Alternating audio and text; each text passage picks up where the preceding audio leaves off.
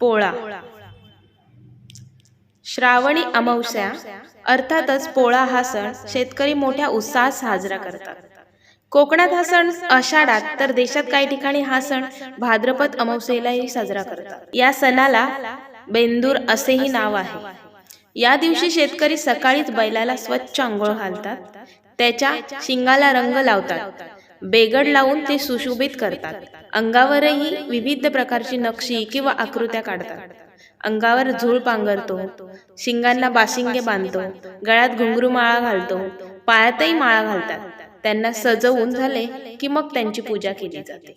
त्यांना पुरणपोळीचा नैवेद्य खाऊ घालतात. संध्याकाळी त्यांची मिरवणूक काढतात. त्यांना देवदर्शनाला घेऊन जातात. इतर लोकही या दिवशी मातीचे बैल तयार करून त्यांची पूजा करतात, त्यांना नैवेद्य दाखवतात. अशा तऱ्हेने हा दिवस बैलांच्या पूजेचा, त्यांच्याबद्दल कृतज्ञता व्यक्त करण्याचा आहे. आजही शेतकऱ्यांच्या जीवनात बैलांचे स्थान फार मोठे आहे. शेतीसाठी यंत्राचा वापर आजकाल बराच होत असला तरी सामान्य गरीब शेतकऱ्याला ते परवडत नाही. त्यांचे जीवन बैलावरच अवलंबून असते. शेतीच्या सर्वच कामात शेतकऱ्याला त्यांची मदत होत असते. त्यामुळे त्याला आपले दैवत मानून वर्षातून एकदा त्याला विश्रांती देणे, त्यांची पूजा करणे, त्यांच्याबद्दल कृतज्ञता व्यक्त करणे हे अगदी योग्यच आहे. मोहनजोदारो संस्कृती कितीतरी प्राचीन आहे. तेथील उत्खननात बैलांची चित्रे सापडली आहेत. शंकराचे वाहन नंदी आहे. यावरून प्राचीन काळापासून आपण बैलांना मान देतो आहे, त्यांना पूजनीय मानतो असे म्हणता येईल. आपल्या देशात खिल्लारी, डांगी अशा बैलांच्या जाती अनेक आहेत. त्यांची वेगवेगळी वैशिष्ट्ये आहेत. बैलपोळ्याच्या निमित्ताने आपण कृषी जीवनातील अशी विविध माहिती मिळवली पाहिजे. खेड्यात शेतकऱ्यांच्या घरी जाऊन तो सण प्रत्यक्ष अनुभवता आला तर प्रत्यक्ष आनंद आपल्यालाही उपभोगता येईल. आपला भारत देश कृषी प्रधान आहे. आपला भारत देश कृषी प्रधान देश आहे. बहुतांश जनता खेड्यात राहते. शेती हा त्यांचा मुख्य व्यवसाय. शेतीवरच जीवन अवलंबून आहे.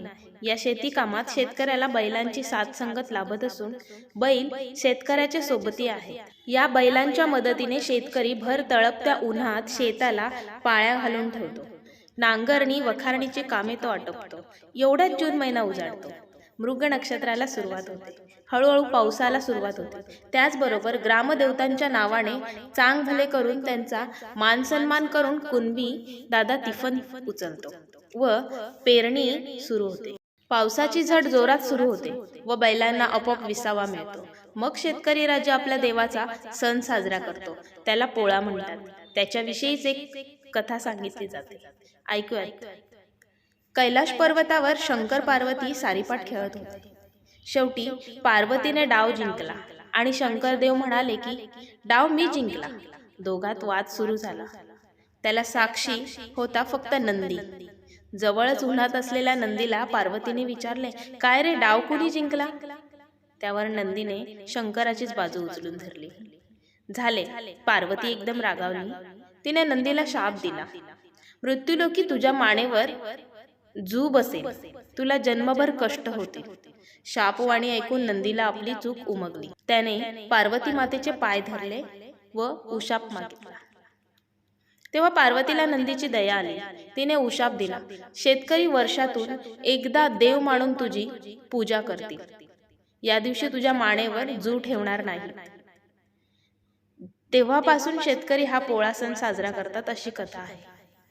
शेतकरी अन्नधान्य पिकवतो, त्यावर मानव जगतो, म्हणून त्याला जगाचा पोशिंदा, ब्राह्मण, अन्नदाता किंवा शेतकरी राजा म्हणतात. हे धान्य ज्याच्या जीवावर तो पिकवतो तो बैल म्हणजे त्याचे देव आहे. बैलपोळा या सणाचे शेतकऱ्यांच्या जीवनात फार महत्त्व आहे. वर्षभर आपल्या साथसंगतीने रात्रंदिवस मातीत काबाड कष्ट करणाऱ्या मुक्या प्राण्याचे, बैलाचे सर्व सोपस्कार करायचे, सोहळे पुरवायचे. ज्याच्या पाठीवर अनेकदा चाबकाचे फटकारे दिलेले असतात त्यावर आज मायेने हात फिरवायचा हा सण आहे.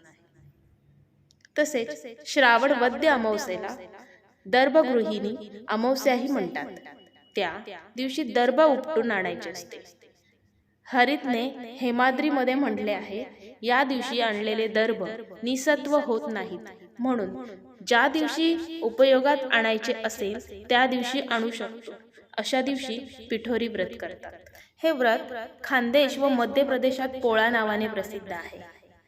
स्त्रीला सौभाग्य देणारी तशीच पुत्र पौत्रवती बनवणारी ही अमावस्या मातृदिन म्हणून ओळखली जाते.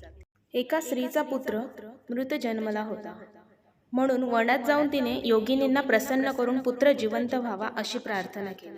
तिची प्रार्थना फळाला आली आणि योगिनींच्या आशीर्वादाने तिचा पुत्र जिवंत झाला, अशी भविष्य पुराणात एक कथा आहे. आई ही केवळ बालकाची नाही तर त्याच्या संस्कारांची देखील जननी आहे. आपल्या संस्कृतीने मातेचा फार मोठा गौरव केलेला आहे. मातृदेवो भव असं म्हणून तिला आद्य पूजनाचे स्थान दिलेले आहे.